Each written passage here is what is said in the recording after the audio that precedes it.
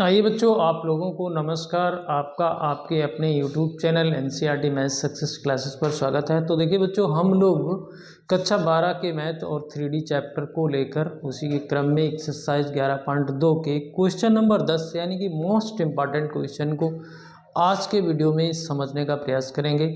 बच्चों, आप निश्चित रूप से इस सवाल को समझिए। सन 2022 में सवाल पूछा गया था, तो आने वाली बोर्ड परीक्षा में हो सकता है इस बार ये पूछ लिया जाए। तो यहाँ पर आपको फोकस करना है। इस टाइप के जितने भी सवाल होंगे आप कर सकेंगे यदि आप इस सवाल को समझ लेते हैं तो वीडियो को बच्चों पूरा देखिए और इस सवाल को समझने का प्रयास कीजिए। और बच्चों, वीडियो को लाइक करिए और चैनल को सब्सक्राइब करिए। देखिए, सवाल की भाषा को समझिए, बाद में सवाल लगाना तो आपको आ ही जाएगा। यहाँ पर कुछ कठिन नहीं है, चैप्टर ही इतना सरल है जो कि आपको निश्चित रूप से समझ में आ जाएगा। देखिए, यहाँ पर क्वेश्चन किया गया है हम लोगों से P का मान ज्ञात कीजिए ताकि रेखाएं, ये जो दो रेखाएं हैं ये परस्पर लंब हो। ऐसा P का मान ढूंढिए जब ये दोनों रेखाएं परस्पर आपस में लंब हो। सबसे पहली चीज़ तो लंब होने की कंडीशन आपको पता होनी चाहिए। कोई भी बच्चों दो रेखाएं यदि होती हैं हमारे पास तो लंब होने की शर्त होती है। बच्चों, थोड़ा सा आप ध्यान देंगे, लंब होने की शर्त, लंब होने की शर्त क्या होती है बच्चों, थोड़ा सा समझने का प्रयास करिए। यदि हमारे पास दो रेखाओं के दिक् अनुपात दिए हों तो उन दिक् अनुपातों को, सपोज दैट पहली रेखा के दिक् अनुपात A1 B1 C1 हैं और दूसरी रेखा के दिक् अनुपात A2 B2 C2 हैं, तो एक संबंध होता है हमारे पास A1 A2 B1 B2 plus C1 C2 बराबर। यदि बच्चों हमें 0 मिल जाए तो निश्चित रूप से जो हमारे पास जो दो रेखाएं होंगी वो परस्पर लंब होंगी। सीधी सी बात है। तो यहाँ पर हमें कुछ नहीं करना है, ऐसे मान के चलिए कुछ करना ही नहीं है। हमें इन दोनों रेखाओं से इनके दिक् अनुपात अगर हमें सही तरीके से पता चल जाए तो इस संबंध में रखने पर, उसके बराबर 0 लेने पर निश्चित रूप से हमारा P का मान आ जाएगा। तो कोई समस्या नहीं है यहाँ पर भी।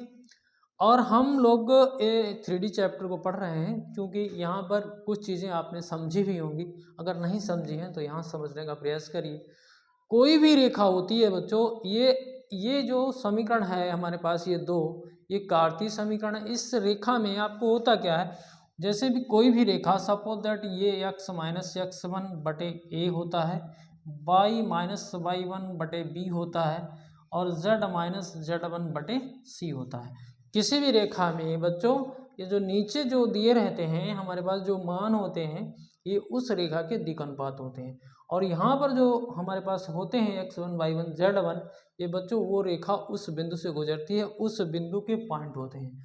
और दूसरी चीज़ जो बच्चों हमारी रेखा, क्योंकि 3D हम लोग पढ़ रहे हैं तो मेन जो हमारा होता है उसमें ये x y z आने ही आने हैं, क्योंकि x y z तल में हम लोग काम कर रहे हैं। तो ये बच्चों ये एक्स वाई जेड ये बिल्कुल अकेले रहने चाहिए, इसके साथ ना तो कोई गुणा हो और ना ही ये निगेटिव होने चाहिए। सबसे पहली चीज़ तो यही समझने वाली बात है। बाद बाकी तो आप उठाएंगे, इसको उठा लेंगे, इसको उठा लेंगे, इसको उठा लेंगे और गुणा कर देंगे तो आपका मान गलत आ जाएगा। तो यहाँ पर ये सोचना है आपको, ये समझना है कि ये जो एक्स है और ये जो वाई है, ये एक्स वाई जेड ये आपको बिल्कुल अकेले मिले और पॉजिटिव मिले, तो इस प्रकार से होने चाहिए। जैसे हम देख रहे हैं कि पहली रेखा में बच्चों हमारा x क्या है, माइनस का, लेकिन हमें इसे पॉजिटिव बनाना है। उसी के बाद में हम बच्चों इनको a b c कह सकते हैं। तो ये बात समझनी है बच्चों। पहली रेखा की अगर हम बात करें तो देखिए इसको कैसे हम सही करें, ये हमारे लिए चुनौती है। पहली रेखा तो बच्चों यदि हम यहाँ पर माइनस चिन्ह ऊपर नीचे माइनस का गुणा कर दें तो निश्चित रूप से ये x जो है ये प्लस का हो जाएगा और 1 माइनस का हो जाएगा, यहाँ पर -3 हो जाए। समझ गए ना आप, माइनस चिन्ह का ऊपर नीचे हमने गुणा कर दिया ताकि हमें x पॉजिटिव बन जाए। और बच्चों यहाँ पर हमें y को पॉजिटिव बनाना है, 7 यहाँ से हटा देना है। तो निश्चित रूप से जब आप समझ ही रहे हैं तो ऊपर नीचे 7 का भाग लगा देंगे तो बच्चों ये y-2 बटे 2p बटे 7 हो जाएगा। समझिए बात को, बस यही समझना है। यहाँ पर बच्चों बिल्कुल सही है, ये z-3 बटे 2 ये सही है। और दूसरी रेखा में हम लोग बात करें बच्चों, दूसरी रेखा में भी आपको यही सब करना है। ठीक है, दूसरी रेखा। तो बच्चों यहाँ पर हम -7 का भाग लगा दें, ठीक है, -7 का भाग लगा दें तो हमारा काम आसान। देखिए बच्चों होता क्या है, देखिए 7 - 7 x है, इसमें हम -7 का भाग लगा देंगे, 3p बटे -7 का भाग लगा, -7 का भाग लगाएंगे तो यहाँ पर -1 हो जाएगा, यहाँ पर आपका x रह जाएगा और बटे में देखिए 3p बटे -7 हो जाएगा। ये समझ रहे हैं ना, हमें इसको पॉजिटिव बनाना है और यहाँ से 7 को हटाना है, तो हमें क्या मिल जाएगा, हमें बच्चों x -1 बटे 3p बटे 7 और माइनस यहाँ लगा लीजिए, ठीक है, ये समझ गए। ये वाला बच्चों आपका काम सही है, y -5 बटे 1, और इसमें बच्चों आप माइनस का भाग गुणा और भाग दोनों कर दीजिए तो z -6 बटे -5 हो जाएगा। ये समझना था आपको, बस इसके बाद में आपको कुछ नहीं करना है। तो ये केवल और केवल इतना काम करना था इस सवाल में, और इसके जैसा कोई भी सवाल हो तो आप कर सकते हैं। तो बस अब आपका काम सरल हो गया है। ये देखिए बच्चों, ये A1 हो गया है, ये आपका B1 हो गया है, ये आपका C1 हो गया है, ये बच्चों आपका A2 हो गया है, ये बच्चों आपका B2 हो गया है, ये बच्चों आपका C2 हो गया है। इस फार्मूले में इसको एडजस्ट करना है। तो देखिए बच्चों यहीं पर हम थोड़ा थोड़ा वैसे कर रहे हैं क्योंकि आपको समझ में आ जाए। यहाँ पर बच्चों B1 B2, ठीक है बच्चों, B1 B2 और बच्चों C1 C2 बराबर 0 लेके चलना है, तो निश्चित रूप से आपको P का मान मिल जाएगा। अब आप कायदे से लिखेंगे इसको, यहाँ इसे लिखेंगे A1 बराबर -3 और B1 बराबर कितना 2p बटे 7 और बच्चों C1 बराबर क्या 2। यहाँ पर बच्चों A2 बराबर आपके पास -3p बटे 7 और B2 बराबर 1 और बच्चों C2 बराबर -5। कायदे से लिखेंगे और इसमें रखेंगे तो सीधी सी बात है, हम इसका गुणा करेंगे तो देखिए -3 और -3 3 3 9, 9p बटे 7 हो गया। ये कितना हो गया 9p बटे 7, प्लस लगा है तो लगा दीजिए। यहाँ पर बच्चों 1 का गुणा इसमें करेंगे तो ये हो जाएगा 2p बटे 7, ठीक है बच्चों, 5 दूनी 10 हो जाएगा और ये निगेटिव है तो ये ऐसा हो जाएगा। कैलकुलेशन करें तो 9p और 2p 11p बटे 7 और 10 को उधर ले जाएंगे तो ये ऐसे हो जाएगा।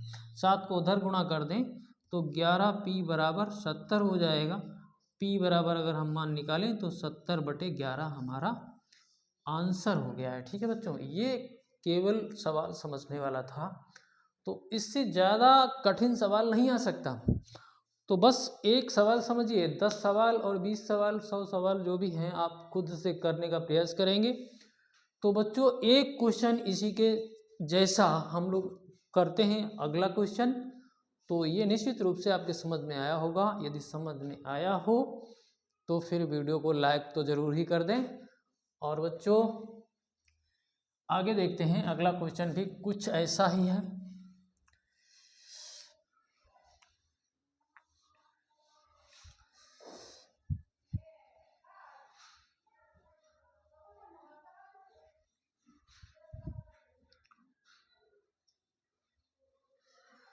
क्वेश्चन नंबर 11 भी बच्चों बिल्कुल ऐसा ही है।